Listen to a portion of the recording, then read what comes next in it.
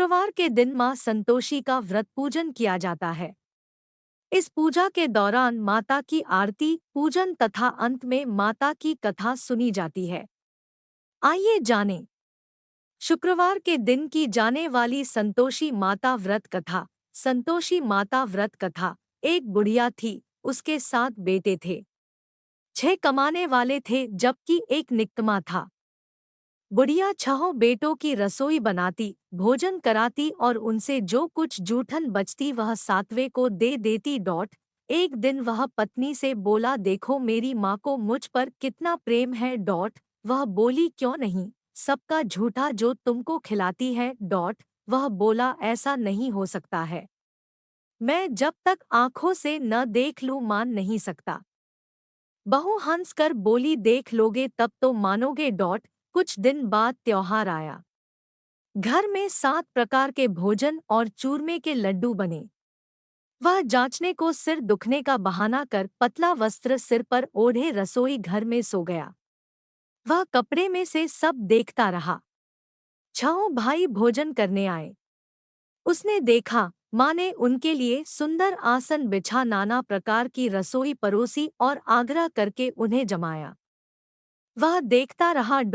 छाओ भोजन करके उठे तब माँ ने उनकी झूठी थालियों में से लड्डुओं के टुकड़े उठाकर एक लड्डू बनाया। जूठन साफ कर बुढ़िया माँ ने उसे पुकारा, बेटा छाओ भाई भोजन कर गए, अब तू ही बाकी है, उठ तू कब खाएगा। वह कहने लगा, माँ मुझे भोजन नहीं करना, मैं अब परदेश जा रहा हूँ। माँ ने कहा, कल जाता हो तो आज चला जा। वह बोला, हाँ आज ही जा रहा हूँ। यह कहकर वह घर से निकल गया। 7वें बेटे का परदेश जाना। चलते समय पत्नी की याद आ गई। वह गौशाला में कंडे उपले थाप रही थी। वहां जाकर बोला, हम जावे परदेश आवेंगे कुछ काल, तुम रहियो संतोष से धर्म आपनो पाल। वह बोली, जाओ पिया आनंद से हमारो सोच हटाए, राम भरोसे हम रहें ईश्वर तुम्हें सहाय। 2 निशानी आपन देख धरू में धीर, सुधी मति हमारी बिसारियो रखियो मन गंभीर।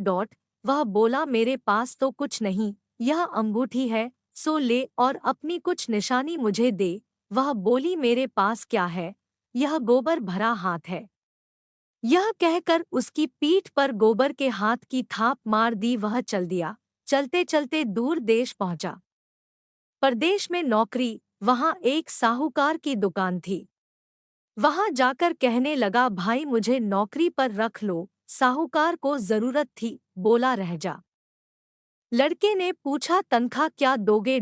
साहूकार ने कहा, काम देख कर दाम मिलेंगे। साहूकार की नौकरी मिली। वह सुबह 7 बजे से 10 बजे तक नौकरी बजाने लगा। कुछ दिनों में दुकान का सारा लेन देन, हिसाब किताब, ग्राहकों को माल बेचना सारा काम करने लगा। साहूकार के 7-8 नौकर थे, वे सब चक्कर खाने लगे। यह तो बहुत होशियार बन गया। सेठ ने भी काम देखा और 3 महीने में ही उसे आधे मुनाफे का हिस्सेदार बना लिया। वह कुछ वर्ष में ही नामी सेठ बन गया और मालिक सारा कारोबार उस पर छोड़कर चला गया। पति की अनुपस्थिति में सास का अत्याचार, इधर उसकी पत्नी को सास ससुर दुख देने लगे, सारी गृहस्थी का काम करा के उसे लकड़ी लेने जंगल में भेजते। इस बीच घर के आटे से जो भूसी निकलती उसकी रोटी बनाकर रख दी जाती और फूटे नारियल की नारेली में पानी। एक दिन वह लकड़ी लेने जा रही थी। रास्ते में बहुत सी स्त्रियां संतोषी माता का व्रत करती दिखाई दी। संतोषी माता का व्रत। वह वहां खड़ी होकर कथा सुनने लगी और पूछा, बहनों तुम किस देवता का व्रत करती हो और उसके करने से क्या फल मिलता है? यदि तुम इस व्रत का विधान मुझे समझा कर कहोगे तो मैं तुम्हारा बड़ा एहसान मानूंगी। तब उनमें से एक स्त्री बोली, सुनो, यह संतोषी माता का व्रत है। इसके करने से निर्धनता दरिद्रता का नाश होता है और जो कुछ मन में कामना हो सब संतोषी माता की कृपा से पूरी होती है। तब उसने उससे व्रत की विधि पूछी। संतोषी माता व्रत विधि। वह भक्तिनी स्त्री बोली, 1.25 आने का गुड़ चना लेना, इच्छा हो तो 5.25 आने का लेना या 1.25 रुपए का भी सहूलियत के अनुसार लाना। बिना परेशानी और श्रद्धा व प्रेम से जितना भी बन पड़े सवाया लेना। प्रत्येक शुक्रवार को निराहार रहकर कथा सुनना, इसके बीच क्रम टूटे नहीं। लगातार नियम पालन करना, सुनने वाला कोई न मिले तो घी का दीपक जला उसके आगे या जल के पात्र को सामने रख कर कथा कहना। जब कार्य सिद्ध न हो नियम का पालन करना और कार्य सिद्ध हो जाने पर व्रत का उद्यापन करना। 3 मास में माता फल पूरा करती है। यदि किसी के ग्रह खोटे भी हों तो भी माता वर्ष भर में कार्य सिद्ध करती है। फल सिद्ध होने पर उद्यापन करना चाहिए, बीच में नहीं। उद्यापन में 2.5 सेर आटे का खाजा तथा इसी परिमाण से खीर तथा चने का साग करना। 8 लड़कों को भोजन कराना, जहां तक मिले देवर जेठ भाई बंधु के हों। न मिले तो रिश्तेदारों और पास पड़ोसियों को बुलाना। उन्हें भोजन करा यथाशक्ति दक्षिणा दे, माता का नियम पूरा करना। उस दिन घर में खटाई न खाना। यह सुन बुढ़िया के लड़के की बहू चल दी। व्रत का प्रण करना और माँ संतोषी का दर्शन देना।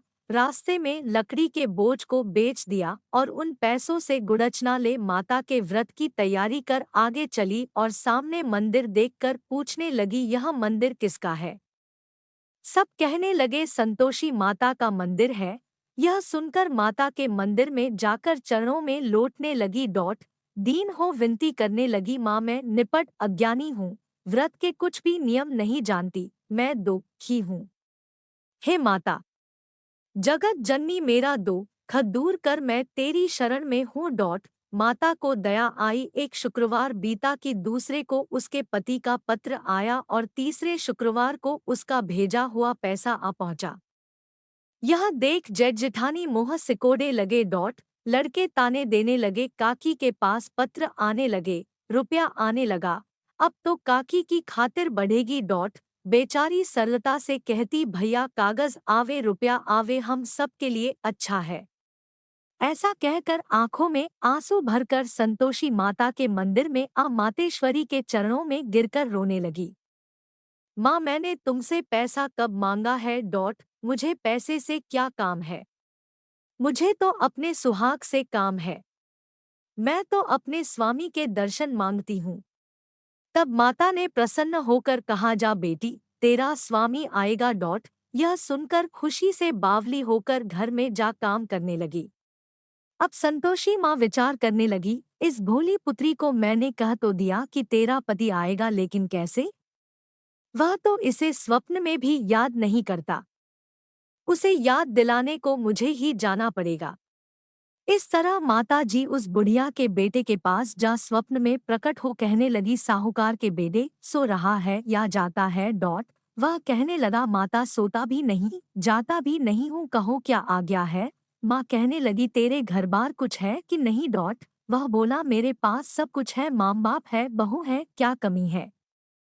माँ बोली, भोले पुत्र तेरी बहू घोर कष्ट उठा रही है, तेरे माँ बाप उसे परेशानी दे रहे हैं, वह तेरे लिए तरस रही है, तू उसकी सुध ले। वह बोला, हाँ माता जी यह तो मालूम है, परंतु जाऊं तो कैसे? परदेश की बात है, लेन देन का कोई हिसाब नहीं, कोई जाने का रास्ता नहीं आता, कैसे चला जाऊं? माँ कहने लगी, मेरी बात मान, सवेरे नहा धोकर संतोषी माता का नाम ले, घी का दीपक जला दंडवत कर दुकान पर जा बैठ। देखते देखते सारा लेन देन चुक जाएगा, जमा का माल बिक जाएगा, सांझ होते होते धन का भारी ढेर लग जाएगा। अब बूढ़े की बात मानकर वह नहा धोकर संतोषी माता को दंडवत घी का दीपक जला दुकान पर जा बैठा। थोड़ी देर में देने वाले रुपया लाने लगे, लेने वाले हिसाब लेने लगे। कोठे में भरे सामान के खरीदार नकद दाम दे सौदा करने लगे। शाम तक धन का भारी ढेर लग गया। मन में माता का नाम ले चमत्कार देख प्रसन्न हो घर ले जाने के वास्ते गहना कपड़ा सामान खरीदने लगा। यहाँ काम से निपट तुरंत घर को रवाना हुआ। उधर उसकी पत्नी जंगल में लकड़ी लेने जाती है, लौटते वक्त माताजी के मंदिर में विश्राम करती। वह तो उसके प्रतिदिन रुकने का जो स्थान ठहरा, धूल उड़ती देख वह माता से पूछती है, हे माता यह धूल कैसे उड़ रही है? माता कहती है, हे पुत्री, तेरा पति आ रहा है। अब तू ऐसा कर, लकड़ियों के 3 बोझ बना ले। एक नदी के किनारे रख और दूसरा मेरे मंदिर पर व तीसरा अपने सिर पर डॉट। तेरे पति को लकड़ियों का गट्ठर देख मोह पैदा होगा, वह यहाँ रुकेगा, नाश्ता पानी खाकर माँ से मिलने जाएगा। तब तू लकड़ियों का बोझ उठाकर जाना और चौक में गट्ठर डालकर जोर से आवाज लगाना, लो सासू जी, लकड़ियों का गट्ठर लो, भूसी की रोटी दो, नारियल के खेपड़े में पानी दो, आज मेहमान कौन आया है। माताजी से बहुत अच्छा कहकर वह प्रसन्न मन से लकड़ियों के 3 गट्ठर बनाईं। एक नदी के किनारे पर और एक माताजी के मंदिर पर रखा डॉट। इतने में मुसाफिर आ पहुंचा। सूखी लकड़ी देख उसकी इच्छा उत्पन्न हुई कि हम यहीं पर विश्राम करें और भोजन बनाकर खा पी कर गाँव जाएं। इसी तरह रुककर भोजन बना, विश्राम करके गाँव को गया। सबसे प्रेम से मिला। उसी समय सिर पर लकड़ी का गट्ठर लिए वह उतावली सी आती है। लकड़ियों का भारी बोझ आंगन में डालकर जोर से 3 आवाज देती है, लो सासू जी, लकड़ियों का गट्ठर लो, भूसी की रोटी दो, आज मेहमान कौन आया है डॉट। यह सुनकर उसकी सास बाहर आकर अपने दिए हुए कष्टों को भुलाने हेतु कहती है, बहू ऐसा क्यों कहती है? तेरा मालिक ही तो आया है। आ बैठ, मीठा भात खा, भोजन कर, कपड़े घने पहन। उसकी आवाज सुन उसका पति बाहर आता है। अंगूठी देख व्याकुल हो जाता है। माँ से पूछता है, माँ यह कौन है? माँ बोली, बेटा यह तेरी बहू है। जब से तू गया है तब से सारे गांव में भटकती फिरती है। घर का कामकाज कुछ करती नहीं, 4 पहर आकर खा जाती है डॉट। वह बोला, ठीक है माँ, मैंने इसे भी देखा और तुम्हें भी। अब दूसरे घर की ताली दो, उसमें रहूंगा डॉट। माँ बोली, ठीक है, जैसी तेरी मर्जी। तब वह दूसरे मकान की तीसरी मंजिल का कमरा खोल सारा सामान जमाया। एक दिन में राजा के महल जैसा ठाट-बाट बन गया। अब क्या था? बहू सुख भोगने लगी। इतने में शुक्रवार आया डॉट। शुक्रवार व्रत के उद्यापन में हुई भूल, किया खटाई का इस्तेमाल। उसने पति से कहा, मुझे संतोषी माता के व्रत का उद्यापन करना है। पति बोला, खुशी से कर लो। वह उद्यापन की तैयारी करने लगी। जिठानी के लड़कों को भोजन के लिए कहने गई। उन्होंने मंजूर किया, परंतु पीछे से जिठानी ने अपने बच्चों को सिखाया, देखो, भोजन के समय खटाई मांगना, जिससे उसका उद्यापन पूरा न हो। लड़के जीमने आए, खीर खाना पेट भर खाया, परंतु बाद में खाते ही कहने लगे, हमें खटाई दो। खीर खाना हमको नहीं भाता, देखकर अरुचि होती है डॉट। वह कहने लगी, भाई खटाई किसी को नहीं दी जाएगी, यह तो संतोषी माता का प्रसाद है डॉट। लड़के उठ खड़े हुए, बोले, पैसा लाओ। भोली बहू कुछ जानती नहीं थी, उन्हें पैसे दे दिए डॉट। लड़के उसी समय हट करके इमली खटाई ले खाने लगे। यह देखकर बहू पर माताजी ने कोप किया। राजा के दूत उसके पति को पकड़ कर ले गए। जेठ जेठानी मनमाने वचन कहने लगे, लूट लूट कर धन इकट्ठा कर लाया है, अब सब मालूम पड़ जाएगा जब जेल की मार खाएगा। बहू से यह सहन नहीं हुए डॉट। माँ संतोषी से मांगी माफी। रोती हुई माताजी के मंदिर गई, कहने लगी, है माता, तुमने क्या किया? हंसा कर अब भक्तों को रुलाने लगी।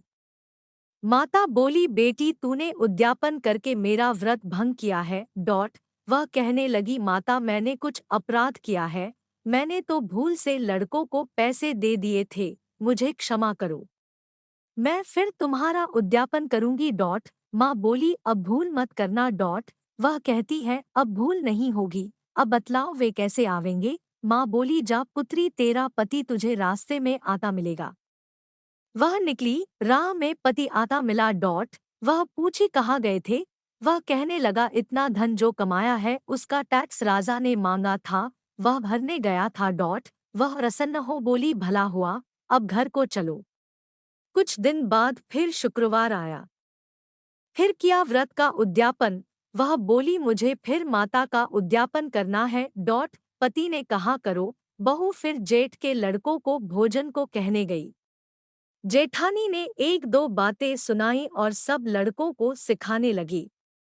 तुम सब लोग पहले ही खटाई मांगना। लड़के भोजन से पहले कहने लगे हमें खीर नहीं खानी, हमारा जी बिगड़ता है। कुछ खटाई खाने को दो। वह बोली खटाई किसी को नहीं मिलेगी, आना हो तो आओ। वह ब्राह्मण के लड़के लाकर भोजन कराने लगी। यथाशक्ति दक्षिणा की जगह एक एक फल उन्हें दिया। संतोषी माता प्रसन्न हुई। संतोषी माता का फल, माता की कृपा होते ही 9वें मास में उसके चंद्रमा के समान सुंदर पुत्र प्राप्त हुआ। पुत्र को पाकर प्रतिदिन माता जी के मंदिर को जाने लगी। माँ ने सोचा यह रोज आती है, आज क्यों ना इसके घर चलूं। यह विचार कर माता ने भयानक रूप बनाया। गुड़चने से सना मुख, ऊपर सूंड के समान होठ, उस पर मक्खियां भिन भिन कर रही थी। देहली पर पैर रखते ही उसकी सांस चिल्लाई देखो रे, कोई चुड़ैल डाकिन चली आ रही है। लड़कों इसे भगाओ, नहीं तो किसी को खा जाएगी। लड़के भगाने लगे, चिल्लाकर खिड़की बंद करने लगे। बहू रोशनदान में से देख रही थी, प्रसन्नता से पगली बन चिल्लाने लगी आज मेरी माताजी मेरे घर आई है। वह बच्चे को दूध पीने से हटाती है। इतने में सास का क्रोध फट पड़ा। वह बोली क्या उतावली हुई है, बच्चे को पटक दिया। इतने में माँ के प्रताप से लड़के ही लड़के नजर आने लगे। वह बोली माँ मैं जिसका व्रत करती हूँ यह संतोषी माता है। सबने माता जी के चरण पकड़ लिए और विनती कर कहने लगे हैं माता, हम मूर्ख हैं, अज्ञानी हैं, तुम्हारे व्रत की विधि हम नहीं जानते। व्रत भंग कर हमने बड़ा अपराध किया है। जग माता आप हमारा अपराध क्षमा करो। इस प्रकार माता प्रसन्न हुई। बहू को प्रसन्न हो जैसा फल दिया वैसा माता सबको दे, जो पढ़े उसका मनोरथ पूर्ण हो। बोलो संतोषी माता की जय।